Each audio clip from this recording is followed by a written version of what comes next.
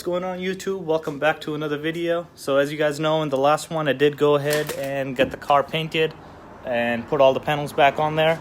And today what we're going to do is we're going to work on the brakes. So in California, before you can register a salvage title car, you do have to get a brake and light inspection done on there. And this car I know won't pass it because when I took the other side off, the rotor on there, the brake pad was pretty much shot, and the brake light is on inside as well, which means that it is time to change the brake pads on there. So I did go ahead and order some new ones. And also what I'll probably end up doing is getting the rotors in here resurfaced as well. If you guys can tell, there is a little bit of grooving on there and a little bit of surface rust. So when I get them resurfaced, they'll take all that stuff off of there, so the new pads will have something really nice to sit on. And this one's going to be kind of a how-to video. Let's get to it.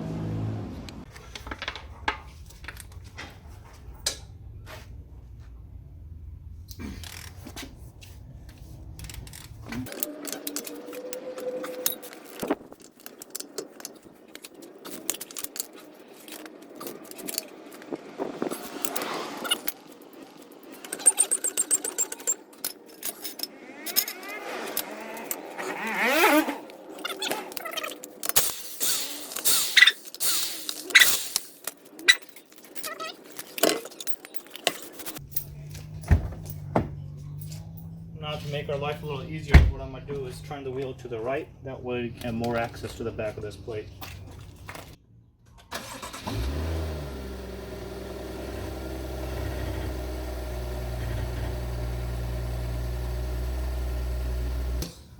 Just to push these brake pins back, just get a little punch, line it up with that. Since I don't have one, I'm going to be using a screwdriver.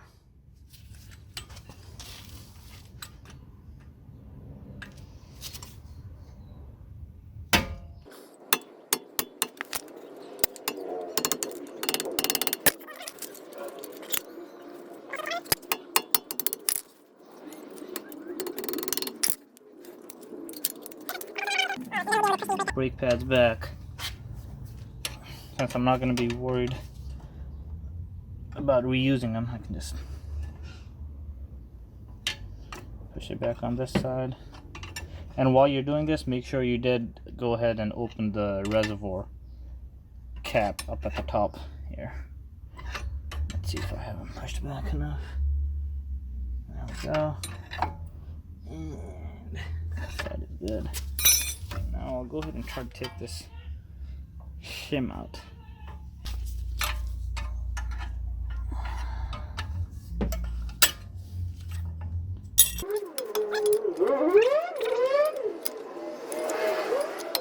What I'm doing right now is leaving something in here, so that way what's happening right now is every time I push this side in, it just pushes the other, since there are 4 pistons, it just pushes the other side out. So I'm going to hold one out and push it in. That definitely has to be enough. And now you can just slide the brake pads out. Yeah, that was definitely worn.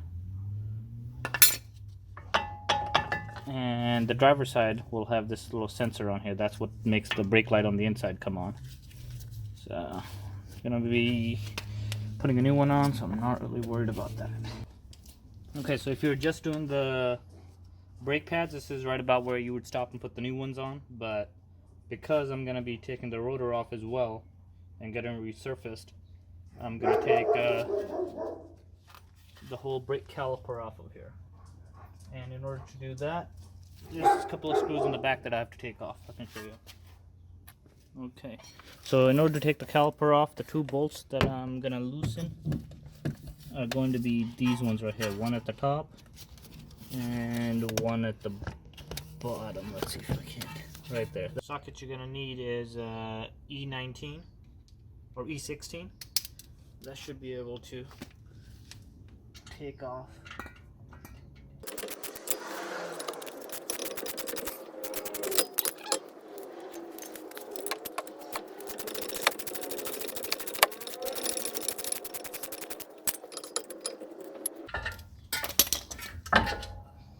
Okay, so one thing you want to make sure is you don't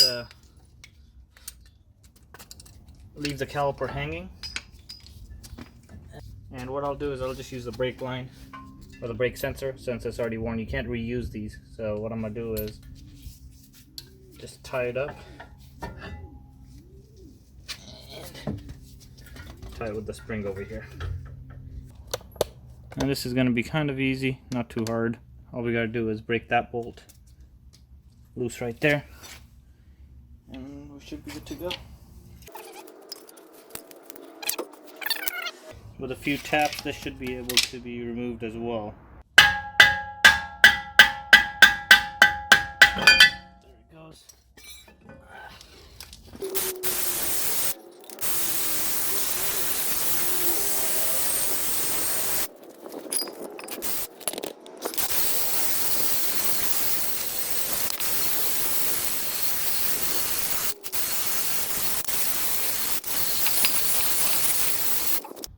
Alright, so now I'm going to go drop it off at O'Reilly's. They'll be able to resurface this. So take off all the groovings and stuff like that that's on here. So make it all even. And then I'll show you guys how it looks when I put it back on. Okay, so this is actually 3 days later. So we had a minor setback. What ended up happening was when I went to O'Reilly's to get the rotor resurfaced, I was told that it's already below the minimum spec that it should be at. So they couldn't resurface them. So what ended up happening was I went ahead and bought a new pair. It took about 3 days to come in because nobody had them. O'Reilly's, AutoZone, or any of the parts store nearby, nobody had them. So I had to get them special ordered, and they came in yesterday. And what we're gonna do is we'll go ahead and take these out and put them on the car, and I'll show you guys the rest of the process.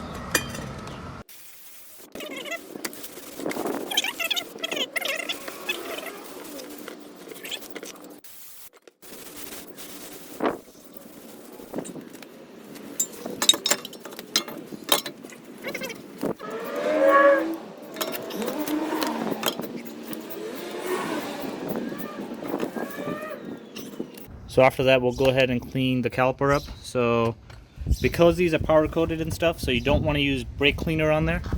So what I'm going to do is go ahead and just use soapy water.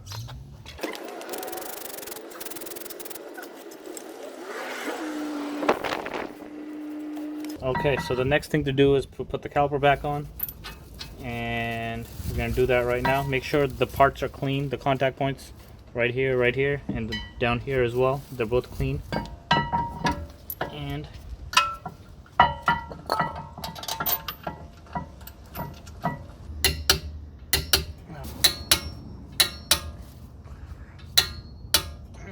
that's 81 foot-pounds.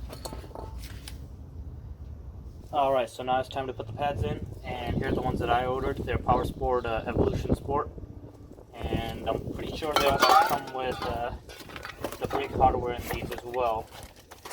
So there's the brake hardware, and here are the pads. So we'll go ahead and swap these in, and we'll put the brake sensor on here as well. So we'll lubricate all the parts where they'll have metal contact. So the first part is going to be right here on the sides where the brake's gonna slide on the caliper. Put a good amount of it right there.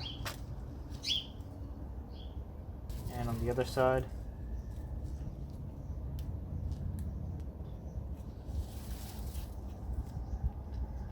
And also put on the backing right here, because that's where the pistons are going to come in contact with it.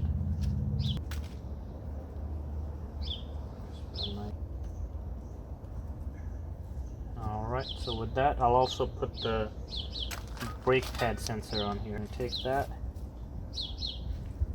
and slide it in right there. Okay, now that that's on there,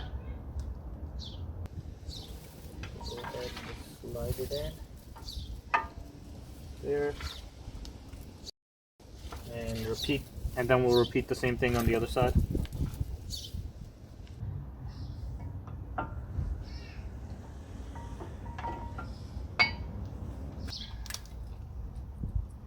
All that it does is sit in here.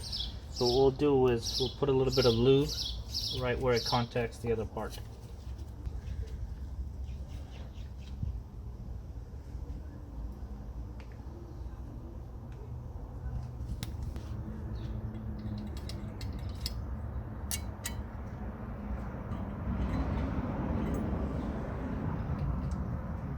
Just set it in here. Put the first guide pin through.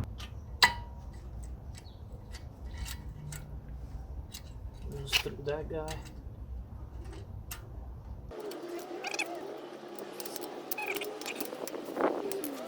That part is in. Go ahead and tap it in. We'll go ahead and tap the pins in.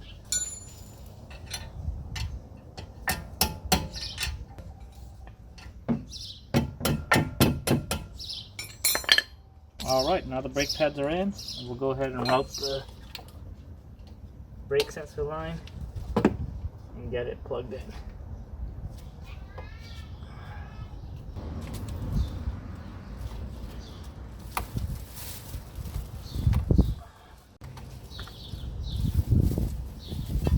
Alright, now we're all set, and we'll go ahead and repeat the same thing on the other side.